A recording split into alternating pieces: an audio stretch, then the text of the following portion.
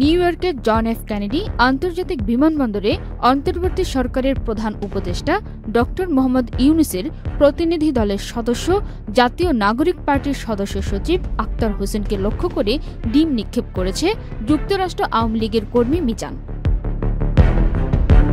স্থানীয় সময় সোমবার বিকেল ৩টা ১০ যুক্তরাষ্ট্রের জন এফ কেনেডি আন্তর্জাতিক বিমানবন্দরের ৮ নম্বর টার্মিনালে এই ঘটনা ঘটে।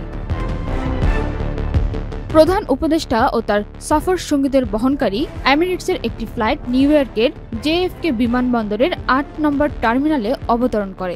কিছুটা বিলম্বে বাইরে বের হলে বিএনপির মহাসচিব মির্জা ফখরুল ইসলাম আলমগীর, বিএনপির ভারপ্রাপ্ত চেয়ারম্যানের পররাষ্ট্র বিষয়ক উপদেষ্টা হুমায়ুন কবির, এনসিপির সদস্য সচিব আক্তার হোসেন এবং এনসিপির সিনিয়র যুগ্ম সদস্য সচিব ডাক্তার তাসনিম জারাকে ঘিরে স্লোগান দিতে থাকেন আওয়ামী লীগের নেতাকর্মীরা। স্বৈরাচারের দুশোয়ার আক্তার, রাজাকারের প্রতিনিধি আক্তার।